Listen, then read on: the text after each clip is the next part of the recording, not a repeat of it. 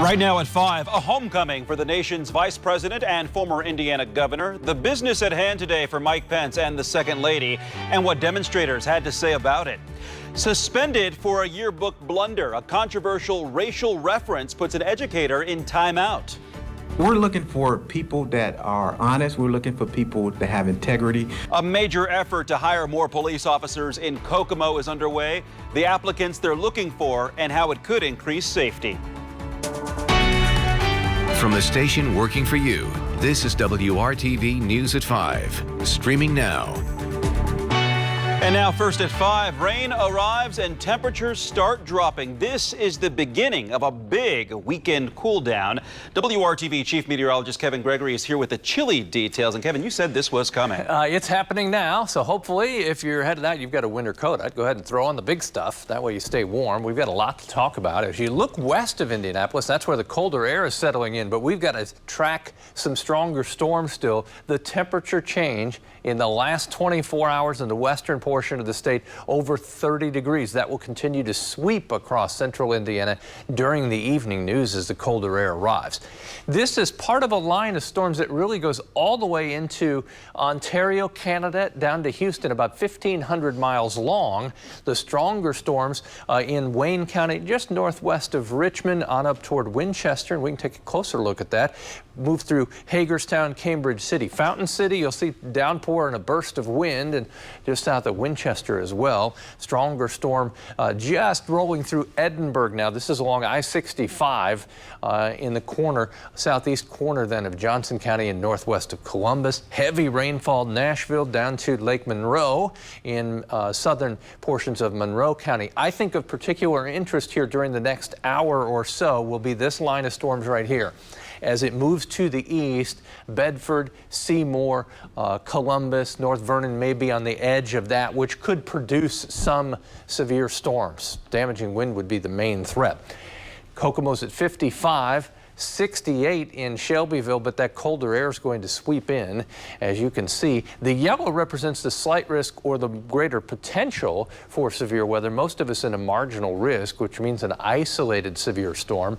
Damaging wind and hail would be the main threats. We'll be back, talk about what it does mean for the weekend and beyond coming up. Now to Democracy 2020 and the race for the presidency. Vice President Mike Pence and Second Lady Karen Pence were back in Indianapolis for an important visit. WRTV's Kelsey Anderson was at the City County building as the former governor and his wife cast the votes that they hope will keep them in the nation's capital for the next 4 years. This morning, the polls were closed for about 20 minutes while Vice President Mike Pence and Second Lady Karen Pence cast their ballot inside the City County building. As Pence was leading, he was met with demonstrators from Indiana Nasty Women, one dressed as a fly, saying she was here to poke fun at the vice president. He comes here and disrupts our democratic process. And I think having a joke on Mike, you know, like the fly that took up residence on his head during the debate, is fair. I think that's completely fair for us to mock him, as long as we are also changing the focus from his rhetoric and campaign lies to a message of we are standing for democracy here. So more polls in Indianapolis are going to open this weekend. And another thing that Hoosiers can use now in Marion County is the new website, indyvotetimes.org. There you can check the time on how long it's going to take you at your polling location. Working for you, Kelsey Anderson, WRTV. Beginning tomorrow in Marion County, there will be 5 more early voting locations in addition to the City County building. Early voting runs tomorrow through November 1st at Cranert Park Community Center, Lawrence Township Schools Administration Building, St. Luke's United Methodist Church, and the Perry and Warren Township Government Centers. The Greater Indiana Postal Service says starting Monday, they are employing extraordinary measures to make sure absentee ballots are delivered on time. The district manager says they have people around the state looking for every single ballot. They have staff on standby, and they're giving all election mail special treatment. We are expediting them. We are absolutely giving them priority treatment. When I mentioned that we were leveraging our express mail hub, we are moving them as fast as possible. Every election, every ballot mail, anything related to this election cycle is absolutely given special treatment. Well, this week we spoke with 2 voters who requested an absentee ballot and have yet to receive theirs. We asked the district manager about this. She says that they are aware of issues with ballots requested around mid-September in Marion County. They're working to identify where there may have been a gap in the process. If you haven't received your mail ballot, you can vote in person at any early voting location or on Election Day, but you must print, fill out, and sign an ABS 5 form and return it to the election board.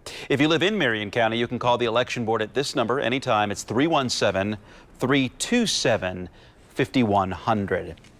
The Tippecanoe County Board of Elections is offering an easy way for Tippecanoe County voters to return absentee ballots in person. They'll be holding a drive-through ballot drop-off at the Julia Elementary School parking lot from Sunday noon to 4. The staff will collect your completed absentee ballot right from your car. The school is located at the corner of South 18th Street and Beck Lane in Lafayette. President Trump and Joe Biden quickly returned to the campaign trail today after last night's final debate in Nashville.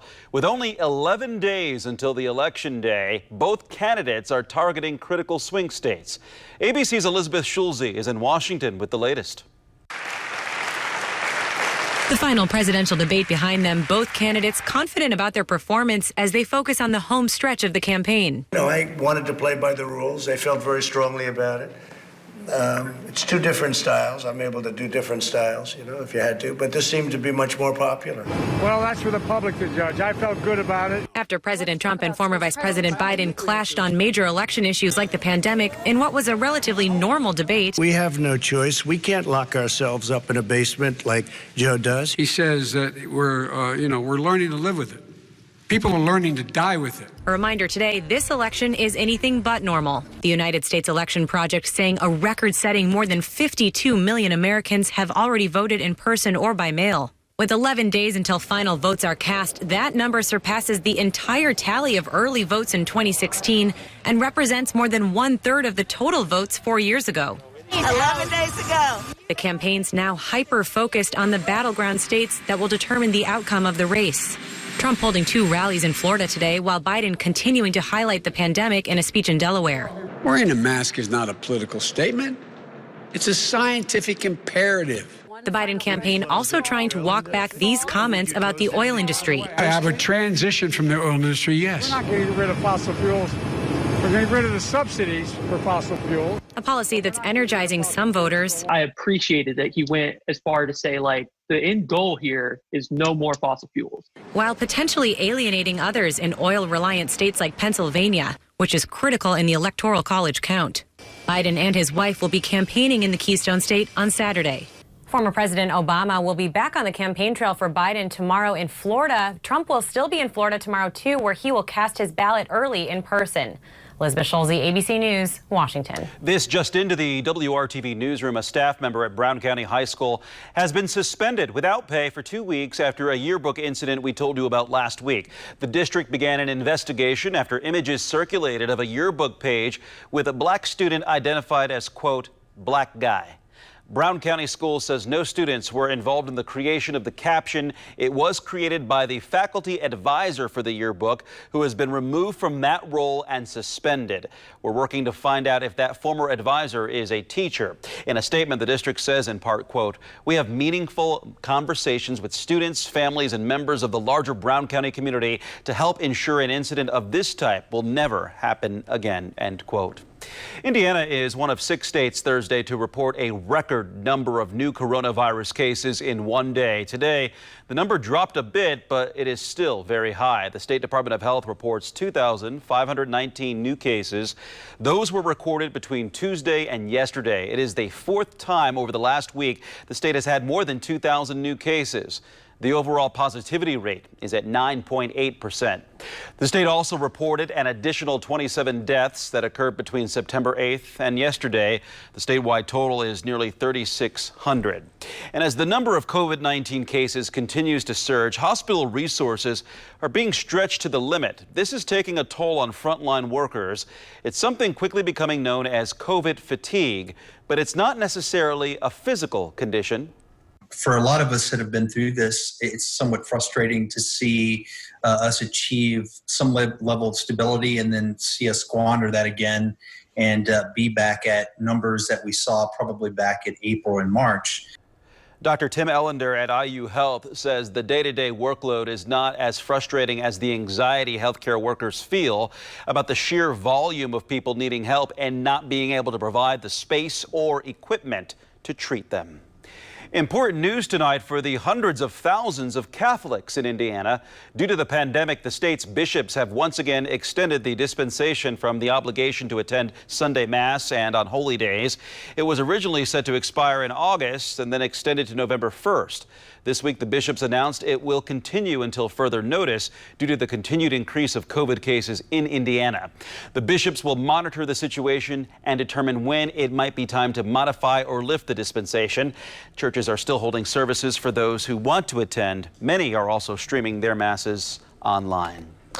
The other health concern right now is protecting yourself from the flu. And there are some opportunities this weekend to get the flu shot vaccine for free at some drive-through clinics. Tomorrow, Community Health Network will be offering free drive-through flu shots at their Drugs Take Back events. This is from 10 until 2 at Community Cancer Center North and Community Hospital South. On Sunday, IU Health will also be offering free drive-through flu shots Sunday at St. Monica Catholic Church from 9 until 3. A maximum of 500 shots will be available to anyone age 11 and up. That church is located at 6131 Michigan Road. Now, still ahead on WRTV, officers wanted. The department looking to hire more law enforcement amid a challenging time. Well, the pay is just about $20 an hour, and you get to enjoy the wide open spaces of rural Indiana. The job opportunities for those of you who don't mind going door to door. Next. And spring-like storms, some severe. Bedford onto Seymour. Strong storms, damaging wind potential there. We'll talk about those storms and more, and the change for the weekend.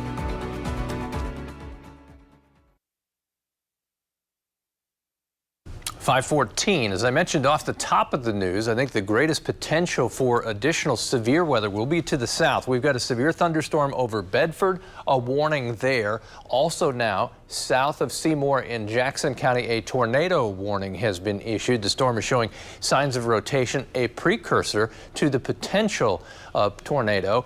This again is radar indicated. So there are your kind of twin storms, and it all kind of come together in a line. They're moving to the east. If you're hearing tornado warning sirens, Brownstown, Medora, and areas just south of Seymour for a thunderstorm capable of producing a tornado. This will have the biggest impact on I-65 south of Seymour, so keep that in mind. But other storms will approach Seymour from the southwest that sit near Bedford now. We'll have more updates in minutes. Kevin, thank you. Today, Indianapolis Mayor Joe Hogsett signed a council-approved plan to give citizens more say in police policy and oversight. Proposal 237 was approved last week by a vote of 19-6. It adds 4 civilians to IMPD's General Orders Committee. That committee is tasked with overseeing the department's policies and procedures, including everything from uniforms to internal affairs and deadly use of force investigations. Hogsett released a statement which says in part, quote, "While this is a critical step forward, I remain committed to supporting IMPD and the community as we build new bridges of trust between our officers and the neighborhoods they bravely serve," end quote. A major recruiting effort is underway in the city of Kokomo. The city hopes to add 24 officers to its police department. WRTV's Megan Sanctorum shows the challenges the department faces when it comes to recruiting and the impact they hope these officers will have on the community. This is Officer Edith Forrestal. When you become a policeman, you fall in love with your community. He's served his community through the Kokomo Police Department for 18 years now. You wake up and you put your uniform on, you put your badge on, you want to be supported. And he says that support is at an all-time high as the city puts a focus on public safety. The mayor releasing this recruiting commercial, saying he's working to get the department up to appropriate staffing levels and increase officer pay by 20% over the next few years. The goal behind it was to let those in law enforcement know that despite what a lot of the call for other parts of the country to defund police departments and such, was that Kokomo was taking a different approach. I mean, we appreciate law enforcement, we support law enforcement. But recruiting new officers hasn't been easy, and it's no secret that nationwide tensions can be high at times between officers and the community. Adding those will allow them to have more of a presence in the community, will allow them to start building that trust back up. Diversity is also a focus as they look to make the department more representative of those they serve. the current diverse chemistry of the department does not accurately reflect this community. The chief says all of this will not only increase morale among the department, but also create a safer community. What the community is going to see is better response time.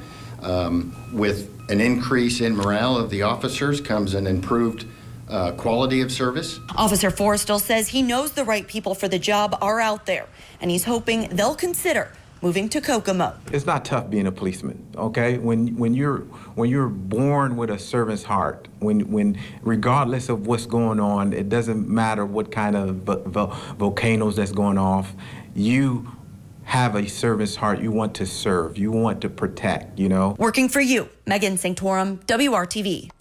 The mayor says the city budget already allows for the hiring of 14 officers. The salaries of an additional 10 officers will be covered through grants. The application window is still open. If you're interested in applying, we'll have much more information for you on our website at WRTV.com.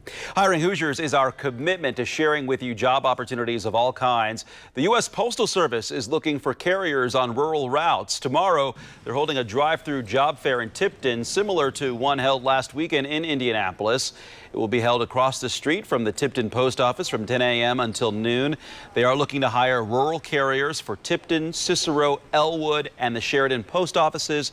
The pay is $18.56 an hour. We just caught up with Kevin a few minutes ago, telling us about those tornado warnings that were in effect for Jennings and Jackson counties. Area near Seymour. Radar indicated a thunderstorm capable of producing a tornado, so we'll give you more details on that. Oftentimes this time of year, right, as we're making a seasonal transition, then severe weather potential spikes a little bit. So this is kind of a secondary severe weather season for us as we get into October and sometimes November. The rain that sits west of Indy, non-severe. The strongest storms are down from Bedford to Brownstown to Seymour. In particular, that's where the warnings are currently in effect. We'll take a closer look here. South of Bedford, strong storms along 50 between Bedford and Seymour, one with rotation, which is a signal this is a different storm, capable of producing the damaging wind, large hail, and an isolated tornado. That's why the tornado warning has been issued. There's a severe thunderstorm warning from Bedford almost all the way to Seymour, but in a particular spot of the cell where the rotation is, tornado warning out ahead of that. The storm moving to the east at about 40 miles per hour.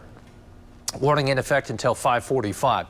Brownstown to Medora, then between Crothersville and Seymour, that is the warning that's in effect for about the next 20-25 minutes as the storm moves to the east. These have had a history of pulsing. So they reach a level where they're producing severe weather or capable of it and then sort of collapse. But once we get some of these cells that rotate, they can kind of sustain themselves for a longer period of time unless other storms interfere. But again, if you're hearing those warning sirens for a thunderstorm capable of producing a tornado. Rain, Greencastle to west of Danville all the way up to Tipton. As we follow the line to the east, an occasional wind gust 40 miles per hour, maybe some hail, penny-sized hail possible as this moves toward Richmond, Connorsville, and east of Rushville. It's not hard to see the change that's underway, is it? 50 in Lafayette, 49 in Thorntown. Well, it is 73 right now in Columbus, 75 in Connorsville. The colder air is going to win out, and that's what will impact the weekend. Notice the main threats, hail and wind, but on the low end, and we do have that tornado warning to the south, we'll have to keep our eye on the potential for an isolated tornado. 7 o'clock this evening, temperatures in the 50s, falling into the lower 40s by tomorrow morning, and we hit rock bottom on Sunday morning with temperatures in the 30s. The wind will stay strong out of the northwest and north through the night. That sets the stage for a much different feel on a dry, breezy Saturday, 53 degrees. Sunday, 54. We wake up with a 37-degree temperature. More widespread rain Monday and 55. But the story of the moment and the next few moments south of Seymour, thunderstorm capable of producing a tornado. Go to the lowest level of your home. You should hear tornado warning sirens in that area. Take cover. All right. Thank you, Kevin, for that. Still ahead here on the news at 5. Can you tell me how to get to Sesame Street? Well, all it takes is a little imagination and some Legos.